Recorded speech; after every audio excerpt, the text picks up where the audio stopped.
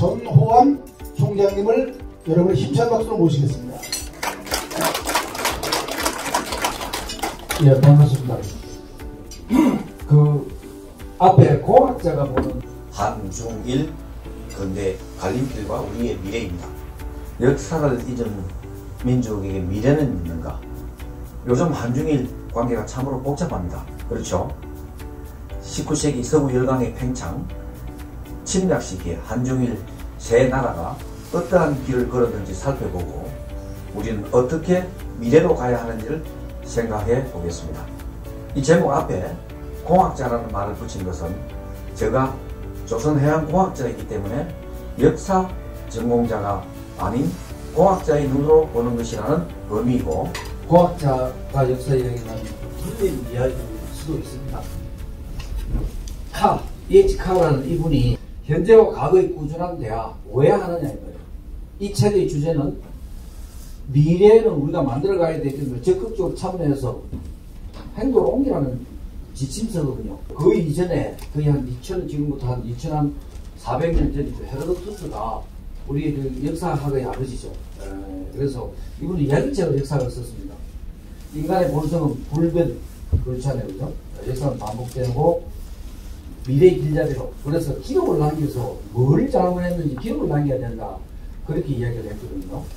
자, 인간의 우리 지능이 진보하는 것 같습니까? 어떻게 생각하십니까? 인간의 지능이 IQ가 진보합니까? 진보합니까? 진보하죠. 어릴 때 공부하면 많이 알잖아요. 그죠? 그럼 아버지가 똑똑하면 자식이 똑똑합니까? 그럼요. 유전적으로 진보하는 애, 진화하는 게 진화는 합니다. 진화하고 진보는 다른 용어입니다. 진화는 도태되는 것도 진화입니다. 사라지는 것도 진화고요. 네. 한번 보겠습니다. 만일에 인간이 유전적으로 진화한다고 한다면 머리 좋은 사람이 여기에 다 계셔야죠. 지금이 왜냐면 옛날보다 사람이 똑똑하잖아요. 맞습니까? 얘라고요. 세계 10대 천재이 제가 뽑은 게 아니고 네이처 우리 최고 저널이잖아요. 10대 천재에 누가 들어가 있겠어요? 우리 한국을 대표하는 해양대 박한일 총장도 여기 들어가야 돼. 왜? 총장을 두 분이나 하시고 얼마나 경영 능력과 리더십이 탁월하고 오대양 국대중을 다니면 파이로트들을 양성하는 대학 아닙니까? 세계 10대 천재 누가 머리가 가장 좋다고 생각합니까? IQ의 정의 얘기입니다. 내가 상상할 수 있는 능력입니다. 한계입니다. 그걸 어떻게 표현할 수 있는 거거든요. 그 사람이 어떤 일을 했느냐 가지고 평가하는 게 더 정확할 거라고요. 이 10대 천재 리스트에는 1등이 누구라고 생각하면 1등은 이 사람 딱 이야기하면 어느 누구도 이재명을 안 할걸요. 놀라지 마십시오. 누굴 것 같습니까? IQ 최고 좋은 사람. 부산대학교 총장입니까? 레오나르도 다빈치가 세계 1등이라는 이의가 없습니다. 레오나르도 다빈치가 세계 1등. 그런데 왜 섹스피어냐, 이집트 피라미드를 만든 사람들이냐? 자, 여기 보시면은 알렉산더 대왕은 2300년 전 이야기고요. 히디아스는 2500년 전 사람입니다. 이집트 피라미드를 만든 사람은 거의 4500년 전인데요. 자, 우리가 아는 사람은 뭡니까? 아인슈타인. 아인슈타인도 150년 전에 태어났습니다. 지금 동시대 사람 없잖아요. 뭐 아까 진화한다고 했으면 머리가 진화한다고 한다면 지금 사람이 다 똑똑해야 되잖아요. 아닙니다. 제가 증명을 두 가지만 딱 해드릴게요. 그걸 제가 그 증명하기 위해서 이집트 피라미드 보러 갔어요. 우리나라도 장문도 피라미드 보여요. 중국도 가도 피라미드가 150m짜리 있습니다. 남미에 가면 피라미드가 수천 개 있잖아요. 근데 이 피라미드는 다릅니다. 정말로 이 피라미드는 그런 피라미드하고 수준이 다르다는 말입니다. 이 피라미드가 쿠팡 무덤인데 고현표 가보시면은 이 옛날에 사막이었습니다. 여기가. 여기 보면 박물관이 조그만 게 있습니다. 그 박물관 안에는 뭐가 있냐면은 이 배가 전시되어 있습니다. 태양의 배입니다. 솔로보트 태양의 배입니다. 이게 60년대 발굴이 됩니다. 바로 그 무덤 옆에 돌로 이렇게 쌓여져 있는 이 뚜껑을 여는 순간에 이렇게 누가 보더라도 배다. 이걸 조립해 놓은 게 그거란 말입니다. 길이가 43.5m입니다. 그럼 이 배는 그 당시 만드는 기술이 수준 맞죠? 이 배 만든 기술 한번 보시죠. 로프입니다. 4,500년에서 600년, 700년 전의 로프입니다. 지금은 똑같습니다. 이 로프는 재질이 뭡니까? 파피루스죠. 배가 이렇게 되어 있습니다. 나무도 그 당시 못이 없었어요. 세계적으로 누구나가 작다가 공인하는 조선 설계학자란 말입니다. 지금 저한테는 44.5m 나무로 만들고 못 없이 사용하라면 이 이상 못 만든다 이 말입니다. 현대중공업에 세계에서 1등 만드는 조선 인력한테도 만들어도 이 이상 못 만들어요. 지금 배를 어떻게 만듭니까? 광철로 만들고 용접을 하잖아요. 현대중공업에 있는 사람들을 한 2만 명을 아프리카에 가져오고 배 만들어서 만들 수 있다고 생각하십니까? 못 만들죠. 삼성전자에 있는 휴대폰 만드는 사람을 아프리카에 가져오고 휴대폰 만들어라. 못 만듭니다. 그 사람이 머리 있는 게 아니라 이 말입니다. 지금 진보한 거는 인간의 두뇌가 진보한 게 아니고 문화가 진보했죠. 문화. 당시에 문명이 정동기, 석기, 그죠? 그 다음에 철기, 그 다음에 지금은 뭐 IT 시대에 살고 있다. 이 문명이 다르다. 문화가 다르다는 겁니다. 그 문화가 뭔지는 좀 이따 제가 이야기를 해드릴게요. 알렉산드리아 도서관입니다. 아마 유럽에 여행해 보시면은 아주 오래된 도서관에 가보시면 파피루스도 된 책을 보시면 놀랄 겁니다. 지금보다도 그 파피루스는 나무 가죽입니다. 우리 갈 때 있잖아요. 그죠? 거기에 써놓은 책, 아까 그 헤로도투스의 역사, 그 책도 파피루스 쓴 책입니다. 그거 보시면 놀랄 겁니다. 정말로 잘 쓰고, 책처럼 정비하게 되어 있거든요. 그 책이 지금 몇 권이 있으냐면 이 안에 60만 권이 있어요. 지금은 불이 타고 없어가 지금은 다르게 모양이 지어져 있습니다. 여기에 도서관장이 누구냐면 이 사람이에요. 전문학자고 그리스 수학자고 알렉산드르로 가가지고 에라토스테네스입니다. 도서관장이 책을 읽다가 무슨 문장을 발견하냐면 CN에 쓰이는 나일강이 남쪽이죠. 나일강은 뭐냐면 남에서 북으로 흐르잖아요. 그래서 가이로에서 쭉 배를 타고 올라가면 시에나라는 데가 나온단 말입니다. 거기에는 하지에서는 우물에 그림자가 안 생겨요. 그런데 카이로는 그림자가 생긴다는 말입니다. 지구 둘레를 계산합니다. 어떻게? 이거 우리 여러분들 다 계산할 수 있을 거예요. 머리만 조금만 굴린다고 한다면 어떻게 하느냐? 자, 이게 지구가 둥글다고 한다면 햇빛은 무한히 멀기 때문에 평행으로 갑니다. 맞죠? 평행으로 가면 지구가 두르고 있기 때문에 자, 이게 뭐냐면은 막대기는 지구 중심에 있습니다. 그러면 이게 알렉산드리아에서 그림자를 재니까 7.2도예요. 그러면 이거 딱 중앙에 맞추면 이게 7.2도입니다.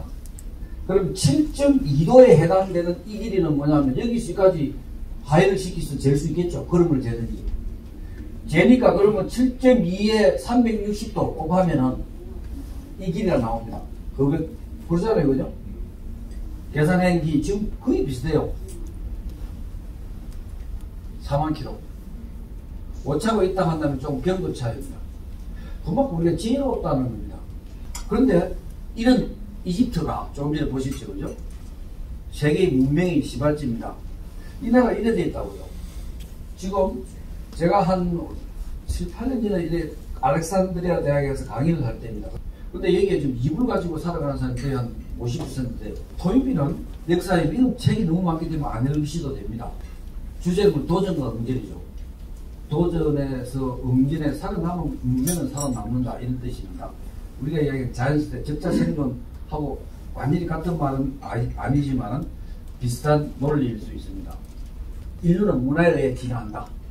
제가 한 말이 아닙니다. 우리 생명은 부모로부터 세포 하나를 닦고 전제 하나를 받는단 말입니다. 난제 하나 받고. 맞잖아요. 그 세포 하나입니다. 거기에 이제 난제 안에 들어가가지고 결국에 우리가 수십조 개의 세포로 성장해요. 또다시 죽자 내 아들한테는 또 하나밖에 안 남겨요. 그 안에 뭐로 가느냐면 DNA가 넘어갑니다. 근데 거기에 지식은 바뀌지 않아요. 그래서 그 DNA가 어떻게 쪼개지가 분야에 따라서 달라지고 돌연변이가 일어난다면 진화가 더 종이 진화가 되는 겁니다. 리처드 돈킨스 이 책도 읽어보셔야 되죠. 40년 전에 쓴 책인데 이 책의 문장 하나 글자 하나 안 바꾸고 지금도 그대로 나옵니다. 그만큼 완벽하게 썼다는 이야기입니다. 이 책의 핵심은 뭐냐면 다윈의 진화론의 신봉자인데, 다윈은 뭐냐 하면 사람이 진화하는 것은 개체지, 종이지, 종이라고 했습니다. 자연 선택이란 말입니다. 아까 얘기한 대로 뭐 한 60년, 100년 내에서 진화하는 게 아니고요. 아까 이야기한 대로 몇억 년 돼야 됩니다. 수백만 년. 우리가 생명이 출현이 한 45억 년 된다 했잖아요. 우리 인간은 아까 얘기한 대로 호모 사피엔스 사피엔스가 20만 년입니다. 근데 그 앞에 종을 치면은 몇백만 년 되는 거죠. 그렇게 진화를 하면서 DNA, 부모로부터 DNA밖에 안 받아요. 그러면 내 자식은 내한테 유전자가 될 얼마만큼 내하고 닮을 확률이 있느냐 하면은 50%, 엄마한테 50% 받고 내한테 50% 받는 거예요. 그렇잖아요. 그리고 만약에 제 손자는 또 다른 여인한테 50% 받잖아요. 그러면 내한테는 뭐냐면 내 유전자 태어날 확률 4분의 25%밖에 안 남아있어요. 가장 근접한 게 25%고 엄마는 더 닮을 수도 있는 거예요. 생명은 뭐냐면은 어떻게 진화해 갔냐면 자기 복제가 가능해야 됩니다. 자기 복제가 안 되면 살아남지 못하잖아요. 그래서 우리가 자식한테 남겨줄 것은 뭐냐면 내 DNA 외에는 없다 이 말입니다. 내가 가진 지식은 절대 줄 수 없다 이 말입니다. 근데 뭐가 그러면 유전적으로 되느냐? 이게 이 사람이 이제 히트친 일이죠. 밈이라는 용어를 이 사람이 만듭니다. 문화라는 걸 우리가 전달하는 문화. 소크라테스가 글을 쓰지 않았다 한다면 우리 소크라테스는 몰라요. 유전적으로 모른다 이 말입니다. 그게 문화라 이 말이에요. 그런데 인간과 동물의 차이점이 뭐냐면 뇌의 크기입니다. 그래서 우리는 어떤 동물도 유전적으로 복종을 하는데 다 그런 건 아닙니다. 벌 같은 경우는 아닙니다. 다 벌은 뭐냐면 개미 같은 경우는 평생 일만 하잖아요. 암놈이. 그게 일벌레입니다. 이타적인 생활을 하잖아요. 이타적인. 우리가 다윈이 진화론을 설명하는데 도저히 이해가 안 되는 게 이타이를 왜 새가 갑자기 지나가다가 내가 큰 다른 새가 오면은 울리면 웁니다. 경고를 줍니다. 그 경고 준 새는 잡히 먹죠. 그리고 자기 자살행위 아니냔 말이야. 개미도 마찬가지, 벌도 마찬가지야. 벌이 저기 다가오면 벌이 독을 쏘면, 독을 쏘면 한방 침을 쏘면 그다음에 죽잖아요. 그죠? 그 자살이란 말이야. 가미가세가 똑같은 거예요. 그러면 그 이의적이 아니라 이타주의잖아요. 그게 설명이 안 됐어요. 근데 이분이 설명을 해낸다고요. 결기적으로 개미가 아니면 사람이 이타주의로 하는 것은 지 종, 지 새끼, 지 자식의 번식을 위해서 이타주의를 하는 게 마치 궁극적으로는 이기주의죠. 내가 남을 돕고 남이 죽은 걸 보면서 살려내는 것은 결국은 지 종 번식을 위해서 하는 거라 이 말입니다. 결과적으로 뭐냐면 살아남은 종은 뭐냐면 자연 선택에 의해서 강한 놈이 살아남은 거죠. 아니면 환경에 변화하는 종이라 이 말입니다. 그게 뭐 DNA가 미래를 예측할 수 있다 그건 아닙니다. 예. 그래서 이게 뭐냐면 이런 용어를 씁니다. 이기적 유전자는 뭐냐면 문화가 유전이 된다. 유전되는 단위가 밈이고 인간의 육체가 유전되는 단위는 DNA입니다. 일본 노벨상 수상자가 지금 25명이 나왔어요. 원래 또 받았습니다. 일본인은 우리나라 사람보다 머리가 좋은가요? 지능이 높아서 이렇게 노벨상을 많이 받았다고 생각하세요? 역사시대 초기부터 백제시대까지는 일본은 우리나라로부터 글자와 문화를 전수받았습니다. 15세기에는 유럽으로부터 조총을 들어와 개량시켜 만들어 우리나라를 침입하였고 이것이 바로 임진왜란입니다. 우리는 이순신 장군이 거북선을 만들고 장영실이 만든 성능이 우수한 대포를 만들어 왜군을 무찔렀습니다. 그 뒤로 우리는 통신사를 일본에 파견하여 우수한 문화를 전수했습니다. 19세기까지 우리는 일본을 무시하였습니다. 하지만 일본은 1868년 메이지 유신을 시작으로 서양 문물을 받아들여 부국 양명을 이룹니다. 1949년도에 노벨 물리학상을 받고 25명, 그리고 일본인이 외국에 가서 받은 사람 합쳐서 30명이 받습니다. 그 인구가 많은 중국은 5명 받습니다. 노벨 평화상까지. 우리나라는 노벨 평화상 하나입니다. 근데 우리 일본 지금 뭐 지소미아도 있고 지금 뭐 상당히 좀 안 좋잖아요. 그 이야기를 제가 할 거예요. 왜 인간관계가 됐노? 앞으로 우리가 어떻게 해야 되겠노? 저는 답을 드리니까 같이 생각해보자 이런 이야기입니다. 그리고 우리가 일본을 알아야 되지 않겠나. 일본도 우리를 알아야 되고요. 원래 요시노 이 사람이 학상을 받는데 최근에 우리나라 언론하고 인터뷰했는데 한일 관계에 대해서 물었어요. 이 사람이 뭐랬냐면 이렇게 이야기했습니다. 할 말 다 해라. 서로 숨기지 말고 할 말 다 하면은 모든 게 이제 해소가 안 되겠나 이런 이야기거든요. 과학자답게 한 말입니다. 인문학자도 그런 이야기 안 합니다. 그래서 제가 과학자이기 때문에 오늘 제가 할 말 다 할게요. 그래서 우리 역사 뭐 제가 한 말이 아닙니다. 여기 뭐 단체고 그 다음에 아까 이야기한 대로 이타주의만이 있는 사람만 종은 소멸합니다.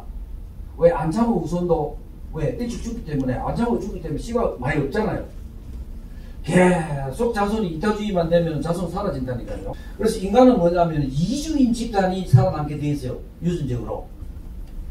근데 이주인 유전자만 있을 경우에 돌연변이 이타주의 사람이 한 사람이 들어오면요. 그 사람이 또 소멸해요. 섞어야 된다 이 말입니다.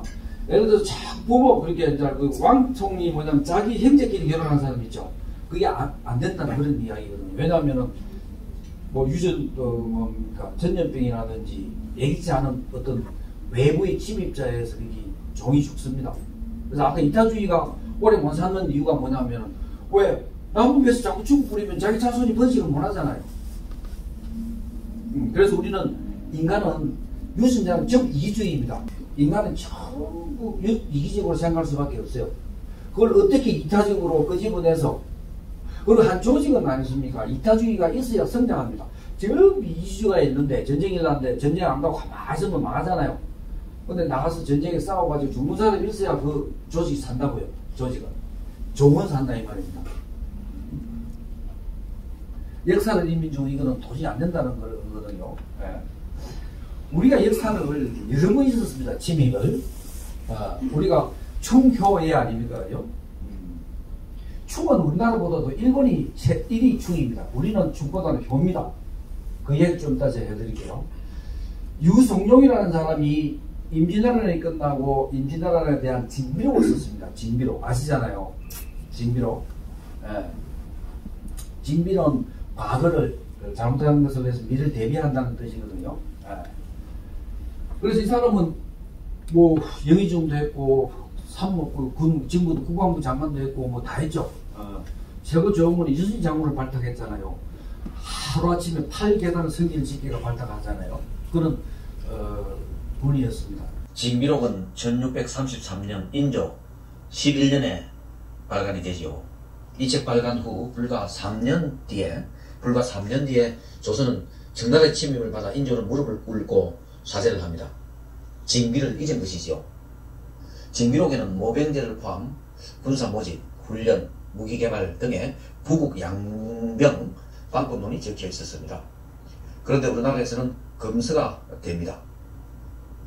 1712년 일본에 파견된 조선통신사가 오사카의 시장 골목에서 일본어판 징비록을 발견하였다고 합니다. 그런데 우리나라에서는 검수가 되었고요. 전쟁이 끝나자마자 징비 정신은 사라졌던 것입니다. 한국, 중국, 일본의 그들의 갈림길을 한번 살펴보겠습니다.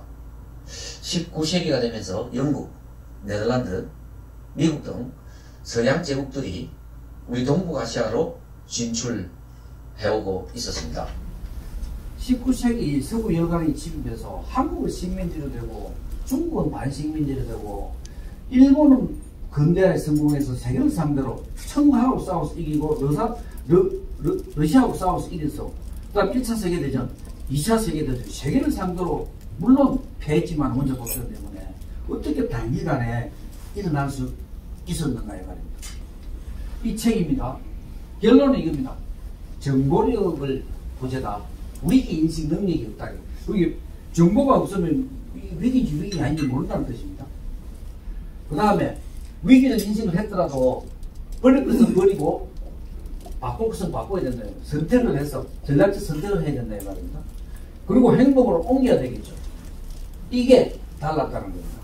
이들 세 나라의 정보력의 차이 그리고 위기인식의 차이가 운명을 바꾼 것입니다. 정보력의 중요성은 아무리 강조해도 지나침이 없습니다. 우리 이순신 장군은 외적의 정보를 바탕으로 23성을 거두지 않았습니까? 명량정부에서는 13척의 배로 300척을 무찌르는 있을 수 없는 역사를 만들었습니다. 정보를 바탕으로 길목을 지키는 전략을 선택한 것이지요. 동아시아 근대여행의 세 갈래, 이 책은 10년 전인 2009년에 출간되었습니다. 세계적 베스트셀러인 총균세의 저자 제레드 다이아몬드 교수, UCLA 교수이지요. 2019년 올해 대변동이라는 책을 출간했습니다.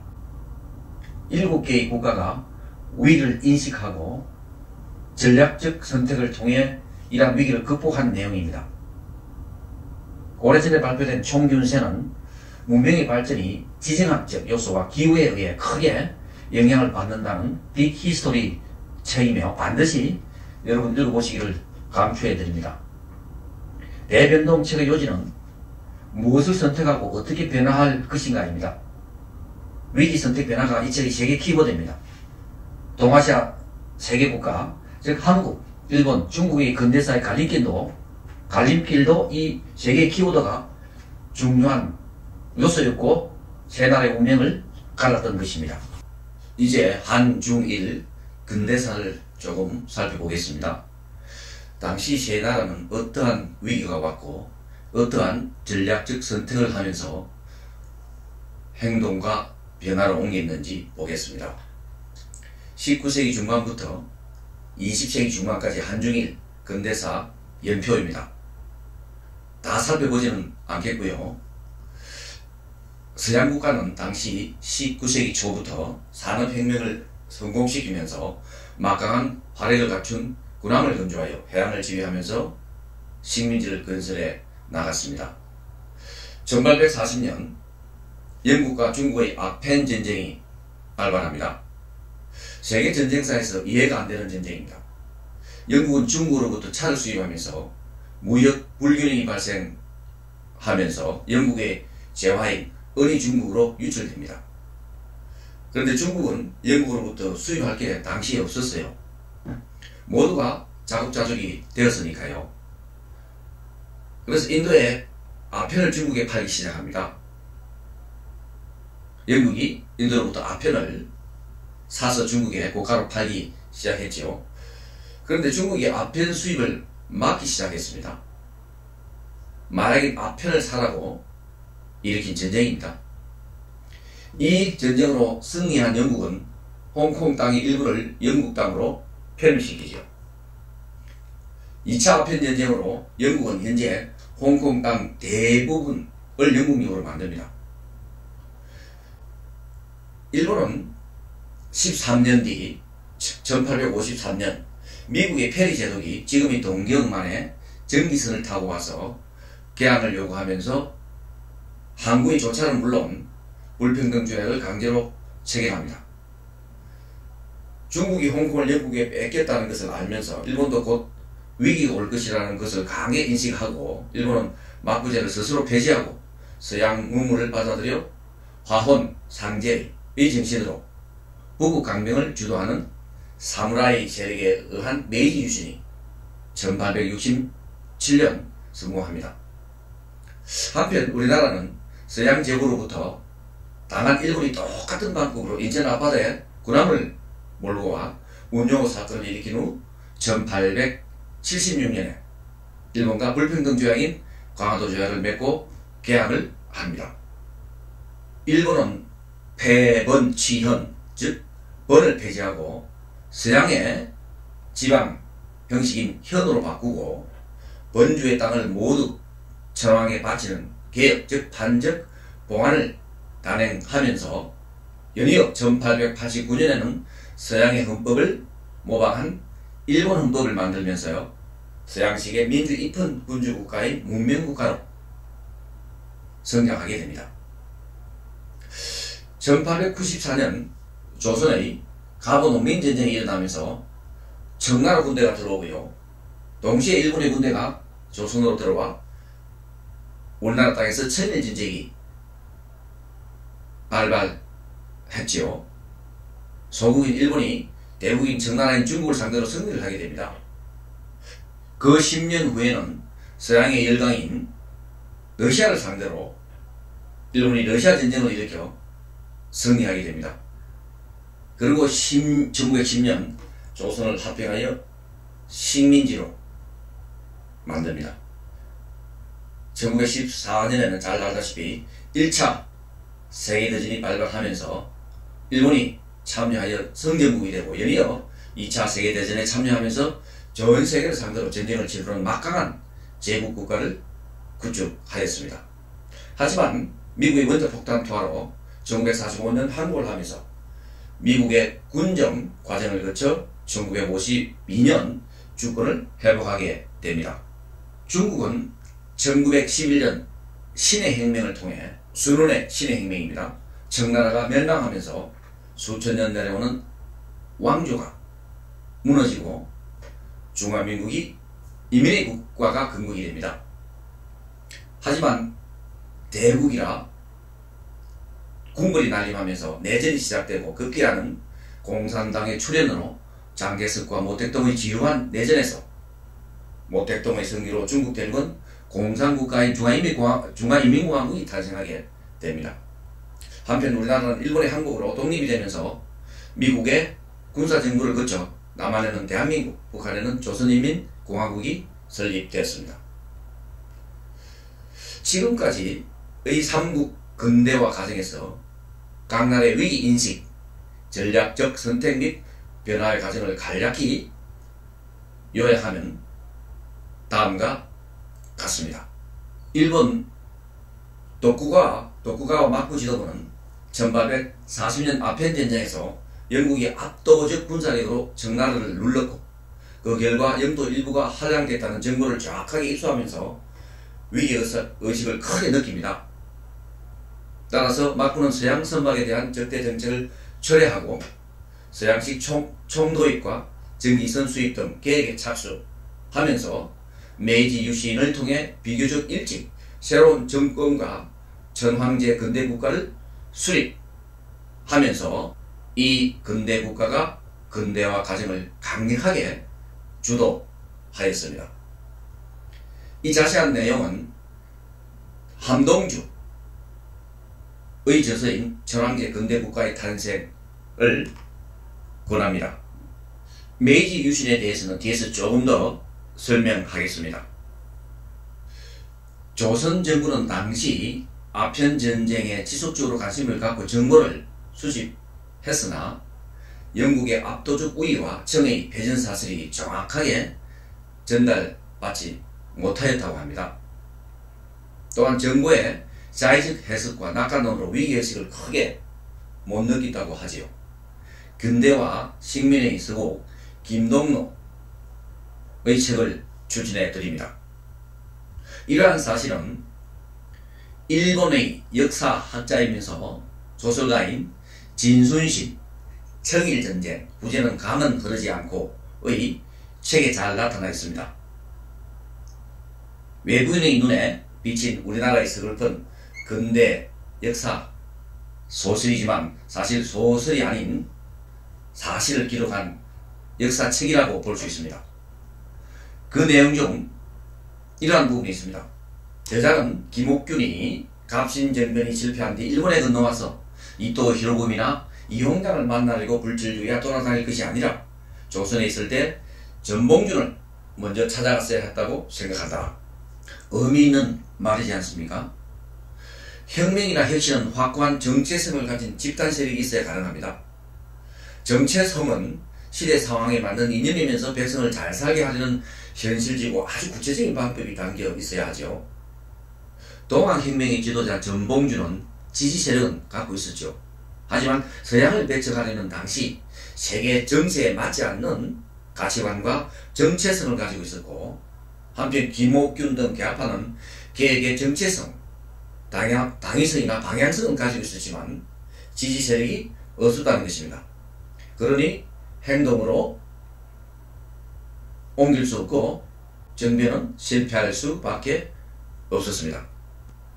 한편 청나라 조정은 아편전쟁으로 영토를 할양하고 영사재판권과 관세 자주권을 내주는 불평등 조약을 체결하면서도 전쟁의 패배를 심각한 위기로 인식하지 못했습니다. 대부분 의식을 갖고 있었다는 거죠. 정보가 없어서라기보다는 정보를 수집하고 분석하려는 태도가 사회지배층에게 없었다고 합니다. 중국은 근대 이전 문명적 세계에 그 당시 세계의 종주국이었기 때문에 그만큼 각성과 자기 변신에 더 많은 희생과 시간이 필요했을 겁니다. 한족 민족주의 부활로 당시 이민족 왕조의 청왕조의 정당성은 갈수록 약화되었고 정부는 각 성의 반란의 진압에 역량을 크게 소모해야 했고요. 내부 통치를 공고히 하기 위해 외부 열강에 타협지길 수밖에 없었다고 합니다. 문명제국에서 국민국가로 간기나 저서를 추천해드립니다. 다음은 일본의 메이지 유신에 대해서 조금 설명해 드리겠습니다. 앞에서 근대사 옆에서 제가 말씀드린 바대로 메이지 유신은 1868년 천황파가 막부 체제를 무너뜨리고 왕정 복구를 이룩한 변혁 과정입니다. 이러한 메이지 유신 이후 입헌주의를 도입하고 토지, 세제 개혁을 통해 근대화 산업화를 이룬 유신입니다. 그러나 이 유신을 통해 뿌려진 군국주의의 씨앗은 식민지배와 침략전쟁이라는 결과물로 이어진 것은 안타까운 역사 사실입니다. 그럼 메이지 유신은 어떻게 성공했는가? 박훈의 저서인 이 책을 요약해 드리도록 하겠습니다. 정류재난이 끝난 직후 도요토미 체제가 무너지고 도쿠가와 막부 체제가 들어서면서 메이지 유신이 일어나기까지 약 260여 년 동안 일본 땅에는 전쟁이 없었습니다. 사공 농상의 세습 카스트 신분 체제는 그대로 유지되었고요. 전쟁이 없으니 사무라이들이 공부를 하게 되고 이 칼찬 사대부들이 등장하면서 사무라이들이 정치 세력이 되면서 서양 문물의 도입과 함께 계획을 요구하는 집단 세력으로 의해 도쿠가와 체제가 동료가 되기 시작합니다. 당시 사무라이는 농민들이라든지 하위층 사람들의 백민들의 세금으로 먹고 살았습니다. 과도한 세금으로 인해 약 260개의 번의 경제는 바닥이 나기 시작했습니다. 그 당시에 번의 상황을 소설로 나타낸 불시, 동원, 휴지 책을 읽기를 권해드립니다. 이 책은 250여 년 전 파탄 직전의 요네자와 번을 살리는 지도자인 번주, 우에스키, 요잔의 실화 소설이자 개혁 보고서라고 해도 과언이 아닙니다. 요네자와 지방의 번주로 1767년 17세의 나이로 취임하면서 그동안의 관행을 뒤엎는 정치개혁을 단행해 파탄징에 이르렀던 요네자와 번을 에도 막군의 최고의 번으로 탈바꿈시킨 이야기입니다. 사무라이들의 칼을 내려놓고 공부를 시키고 누에를 치게 하고 이거를 기르게 하고 농사를 짓게 하는 사무라이들의 정신변화를 유도합니다. 물론 변화에 대한 저항 세력도 만만치 않았습니다. 미국 케네디 대통령이 가장 존경하는 인물이었다고 하고요. 우리나라 김영삼 대통령께서 애도하여 청와대 참모들께 읽기를 추천하였다고 합니다. 읽어보시기를 추천드립니다. 앞에서 살펴본 바와 같이 19세기에는 내후 외환의 시기였습니다. 청나라에는 아편전쟁이 발생하면서 서양선의 침입으로 강렬하고도 가장된 위기감을 느낍니다. 위기를 타파하기 위한 적극적인 체제 변혁을 추진하면서 반독립적인 번들의 경쟁이 치열해지면서 이전의 사치, 체면의 경쟁이 아닌 생존을 위한 북극강변의 경쟁을 통해서 개혁이 경쟁적으로 일어나기 시작합니다. 메이지 유신이 주의되는 사스마, 조수, 도사 등 서남 쪽에 있는 큰 번들의 정치적, 경제적 위상이 높아졌습니다. 드디어 1867년 겨울 이란 웅문 세력인 막부 세력이 쿠데타가 발생하고요. 이 쿠데타를 통해서 선제적 계획을 통해 여전히 강력한 힘을 유지한 막부 세력이 있었음에도 불구하고 반막부 세력에 저항하지 않고 스스로를 해체하는 길을 선택합니다. 메이지 유신으로 가는 게 큰 부담을 남기지 않은, 이해가 가지 않는, 저희들로 봐서는 이해가 가지 않는 사무라이에 의한 사무라이 자살이 메이지 유신을 한마디로 요약할 수 있습니다. 즉 사무라이들이 스스로 칼을 내려놓고 모든 권력과 재산을 처량하게 반납하는 그런 변화 과정입니다. 이러한 메이지 유신의 교훈을 다음으로 정리할 수 있겠습니다. 일본의 주체성을 유지하면서도 즉시에 곧바로 과감하게 외부 충격을 받아들였습니다. 일본의 메이지 유신은 계급혁명인 프랑스 혁명, 러시아 혁명과는 달랐습니다. 모두 엘리트 집단을 축출하는 두 혁명이겠죠. 프랑스 혁명은 20만 명 이상이 죽었다 하고요. 러시아 혁명은 몇십만 명이 지금 죽었는지 모릅니다. 즉 메이지 유신은 주로 구지배층 일부의 자기 혁신에 의한 것이고요. 구지배층이 주도하고 구체제의 흔적을 남기면서도 불필요한 파괴와 희생을 최소화하면서 질서 있고 효율적인 변혁을 수행했다는 면에서 세계사회에서도 유례가 없는 유신이면서 혁명이었습니다. 메이지 유신의 정체성을 제공한 사람은 후쿠자와 유키치입니다. 타라이쿠 즉 일본은 아시아를 벗어나서 서양 세계로 들어가야 된다 하는 이념입니다. 하지만 이것이 대동아 공영으로 이어지고 궁극적으로는 제국주의로 변화되어가는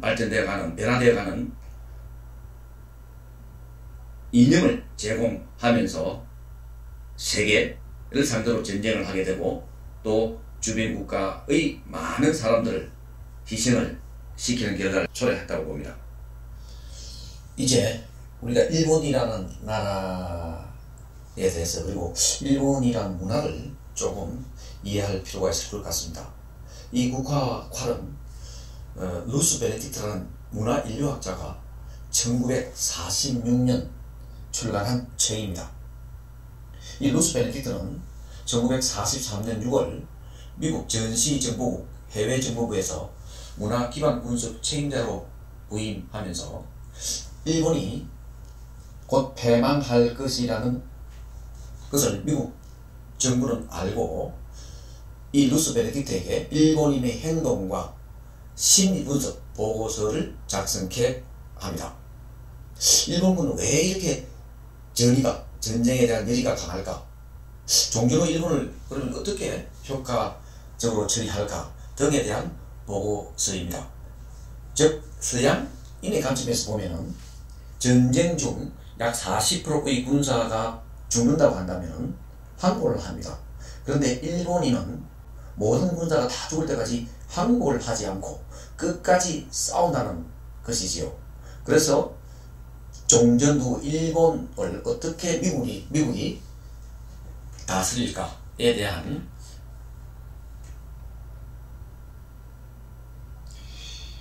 인류학자와 문화 상대주의 관점에서 쓴 책입니다. 즉, 한 문화는 다른 문화에 우월성이 없다는 거죠. 문화는 상대주의라는 것입니다. 이 책의 핵심적인 요약은 이렇습니다. 일본인은 변할 수 있다. 배 타고 모욕을 줘서는 안 된다. 그리고 상대에게서 진심 마코토를 느낄 수 있으면 상대를 받아들이지만 그렇지 않으면 주연일은 무사히 나라가 된다. 또한 천황이 없는 일본이란 진정한 국가가 아니다. 이 메이지 유신은 천황을 복원한 것입니다.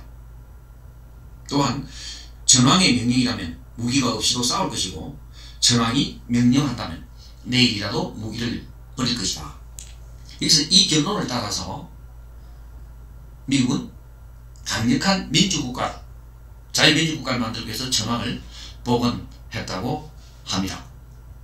또 다른 이유 중 하나로 중국이 만일에 공산국가가 되지 않았다고 한다면, 즉 장개석에 의해서 자유민주국가가 되었다라고 한다면 천황의 복원이 미국이 고려하지 않을 수 있다는 이야기도 한 학자도 있습니다.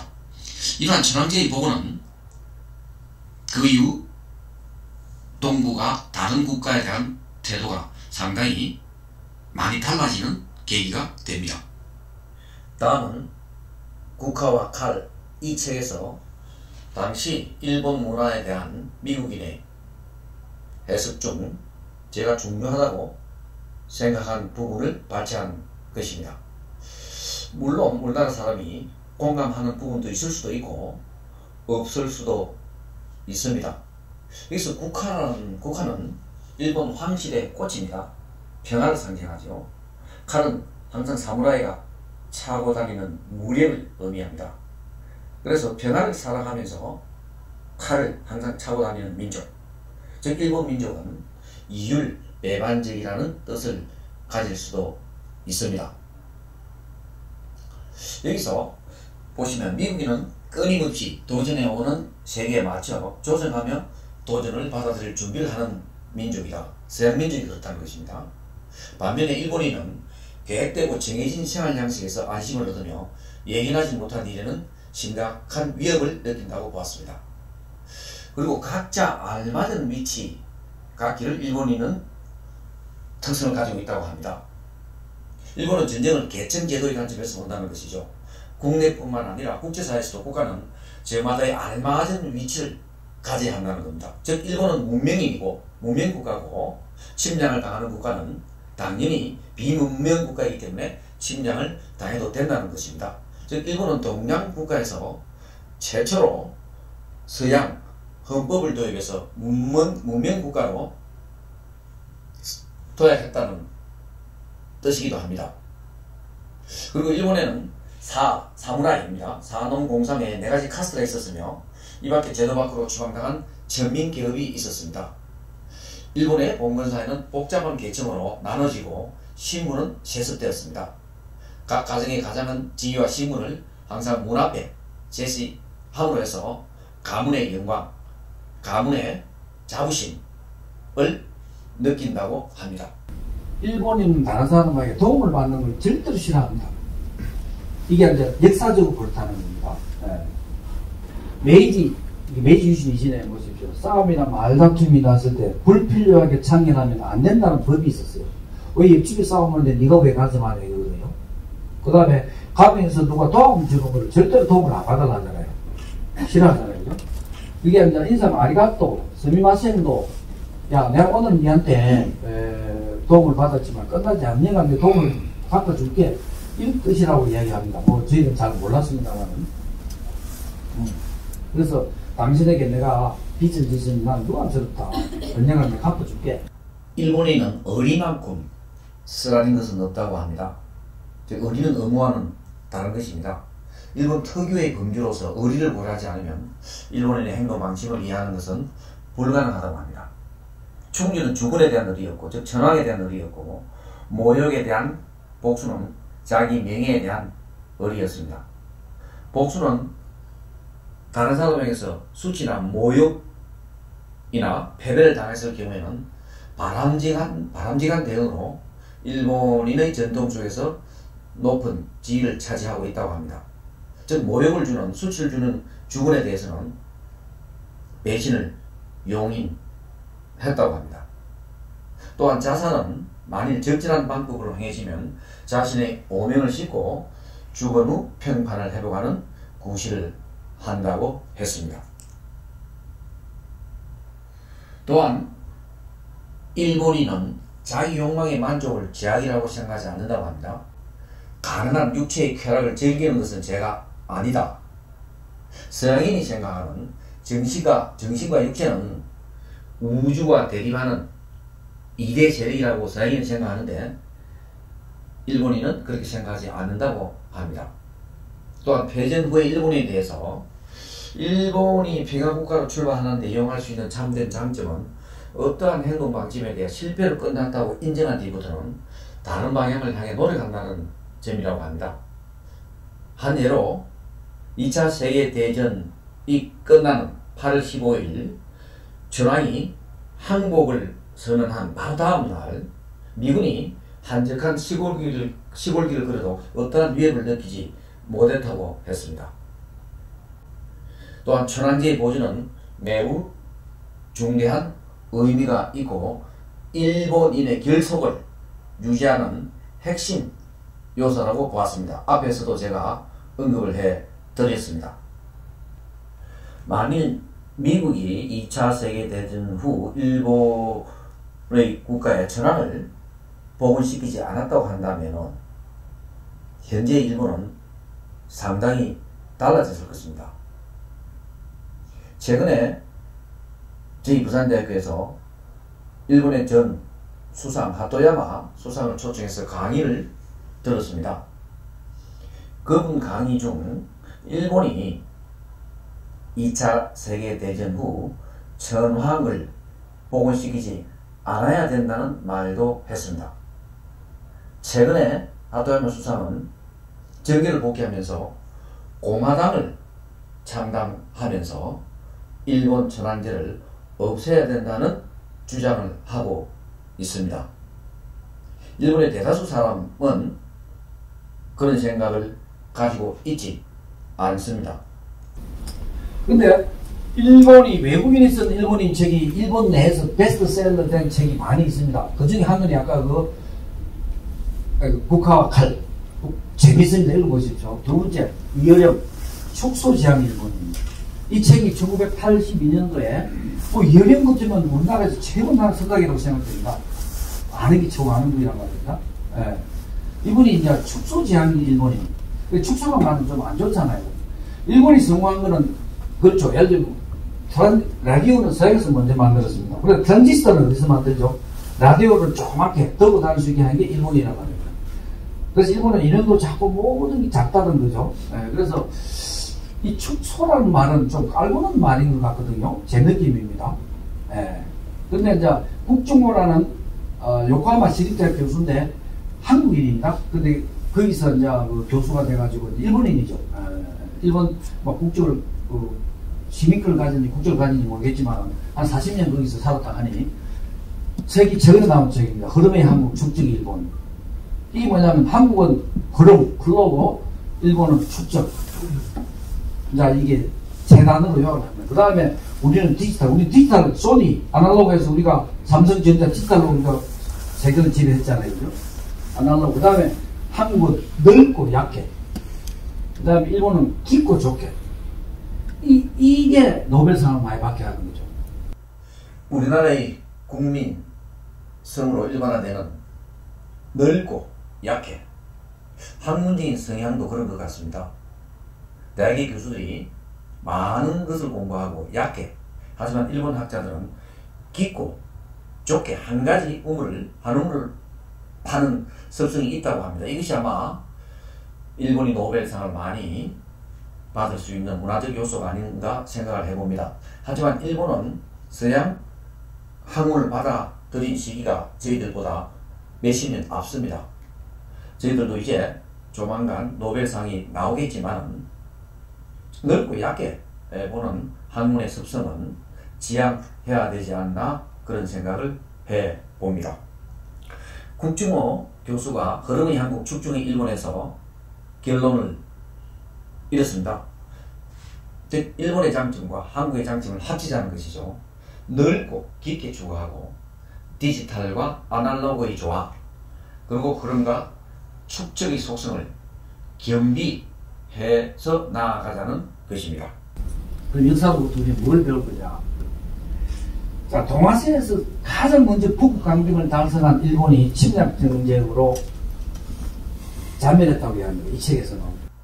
그러나 오뚜기처럼 다시 일어나면서 한때는 세계 제2의 경제 대국으로 성장했지요. 그리고 한 20년의 경제 침체기를 거치면서 아베 내각이 들어서면서 경제가 다시 살아나고 다시 민족주의, 제국주의로 가려고 하는 움직임이 있습니다. 우리나라는 독립 후 분단 국가와 그리고 내전을 경험했지만은 세계 역사상 가장 빠른 경제 도약을 이룬 국가입니다. 하지만 최근 글로벌 경제의 어려움과 다시 민족주의 부활로 무역을 하면서 성장하는 우리나라의 경제가 큰 위협을 받고 있습니다.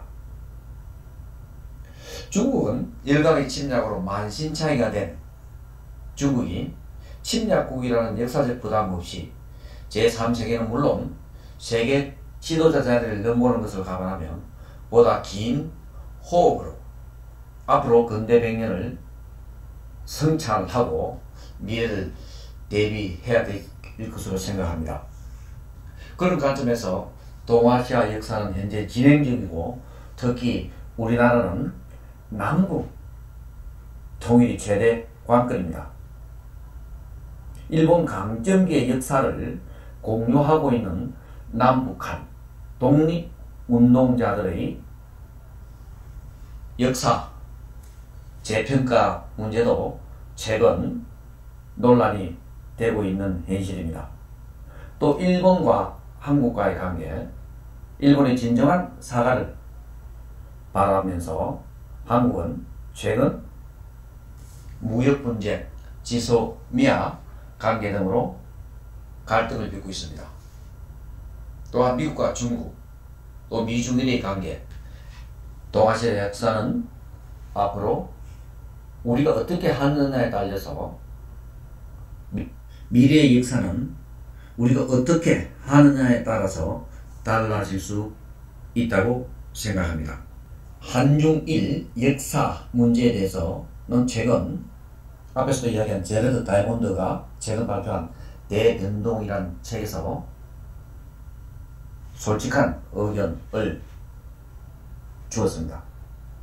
일본이 해결해야 할 과제, 일본이 미래를 위해서 나아가야 될 과제는 주변국가의 진정성 있는 사과를 하라는 것입니다. 이 대변동 책은 7개 국가가 과거의 위기에서 전략적 선택을 통해 어떻게 변화를 하면서 극복한 사례를 서술한 책이라고 제가 말씀드렸습니다. 일본이 해결해야 할 과제 중에 첫 번째, 정성 있는 사과를 하라는 겁니다. 독일이 했듯이. 독일은 어땠습니까? 이게 바르사바 브란드가 가지고 무릎을 꿇어 앉았습니다. 그렇잖아요, 그죠? 히틀러 때문에. 그리고 최근에 예루살렘 방문해가지고 이런 말까지 했습니다. 우리는 무한한 책임이 있다, 이거 아닙니까? 무한한 책임이 있다.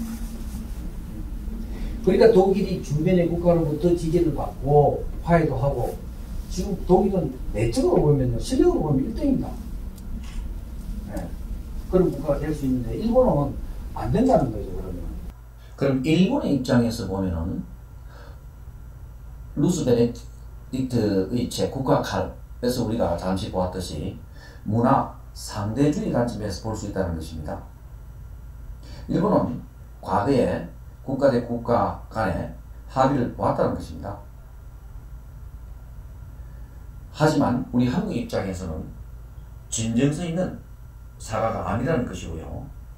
그런 점에서 일본도 진정성 있는 사과를 하면서 우리도 그 사과를 받아들이면서 한일 관계가 미래지향적으로 나아갔으면 하는 생각입니다. 일본 아베 수상이 이 책을 읽고 깊은 생각을 해 주었으면 하는 바람입니다. 제가 하토야마 수사를 네 박사를 드렸습니다. 선생님은 뒷무소에 가서 꿀 앉아서 유관순 그 사과했잖아요. 그래서 네 박사를 드리니까 그 다음날 합정 원국 폐지해 가지고 한 30명이 있었는데 일일이 꿀 앉아가지고 사과를 다 하더라고요. 이분이 진정성이 있더라 이 말입니다. 이분이 지금 최근에 정치 재개를 선언했습니다. 얼마 전에 부산대에 와서 특검을 했죠. 무슨 내용이 정치 당일이 뭔지 아십니까? 공화당입니다. 왕을 없애다. 대단한 사람 아닙니까?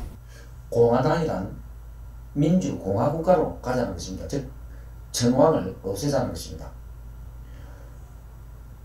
왕이 있으면 일본이 또 군국주의나 혹은 제국주의로 갈 수 있다는 위험이 있다는 것이죠. 일본 국민들에게는 지지를 받지 못하겠지만 이러한 의견도 일본에 있다는 걸 우리도 알아야 되겠고, 일본 내에서도 주변 국가가 어떻게 일본에 대해서 생각하는지 깊이 있는 성찰이 필요한 시기가 아닌가 생각합니다. 자, 결론으로 들어갈게요. 아까 대변동 제도 다이아몬드 책이 7개 국가를 어떻게 변화, 그 다음에 지금까지 잘 적응해 왔느냐 12가지를 분석합니다. 12가지 요인을 해요. 그 12가지 요인 중에서 제가 필요한 요인을 우리나라에 5개만 제가 끄집어 왔습니다. 첫 번째, 위기로 인식해라 이 말입니다. 근데 대개가 위기로 인식을 안 하죠. 근데 자, 위기가 없으면 국가도 안 변하고 개인도 안 변합니까?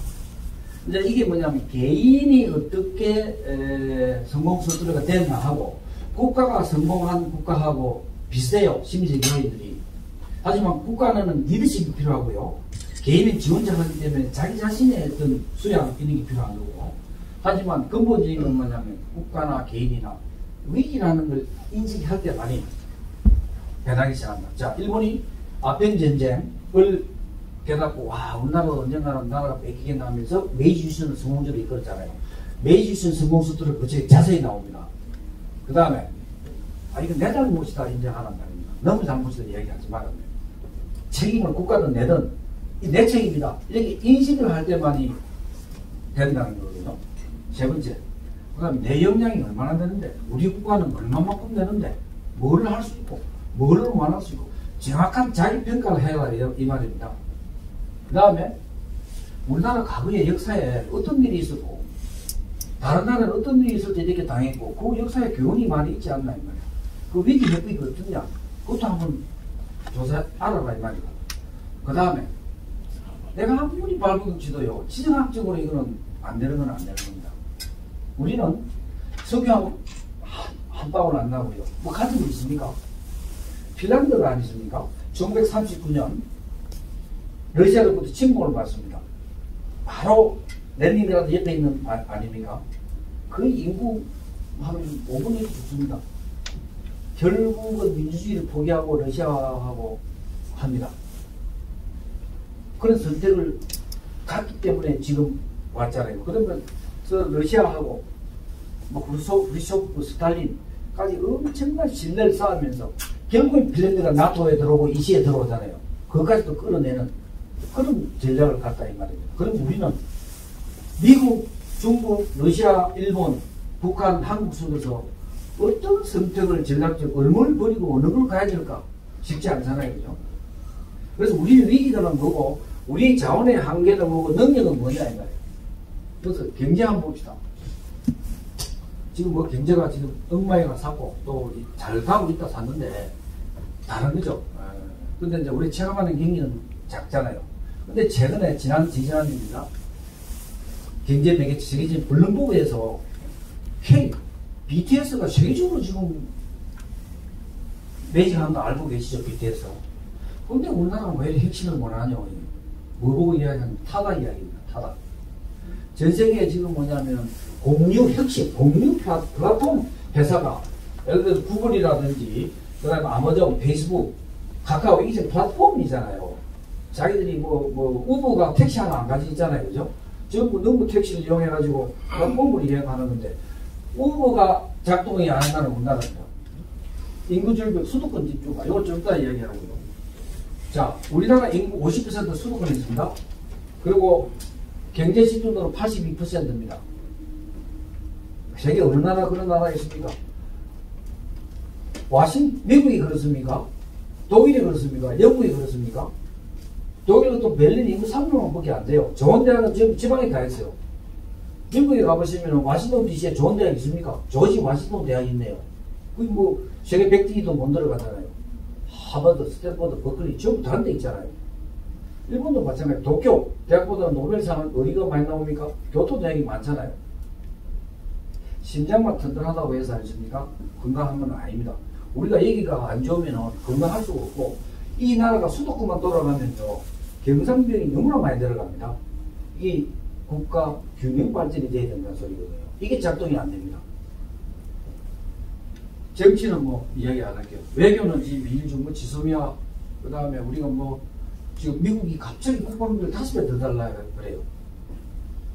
우리가 생각해 볼 때 참 뭐 기가 찰 수도 있고, 미국 입장에서 보면은 이 책에도 이래 해놨습니다. 제도 다이몬드도 한국 국방비 더 내리자는 이야기를 합니다. 왜 미국이 남은 나라 국방까지 책임지냐는 말입니다. 그러나 미국은 막강한 경제력을 가지고 지금까지 자유민주국가의 큰 형님 역할을 해왔습니다. 세계 평화를 위해 공산국가의 침략에 강력히 맞서오면서 자유와 정의를 위해 군사력을 유지해왔고, 이것이 오늘날의 강력한 미국이 경제대국이 되는 데 일조로 한 것이 사실입니다.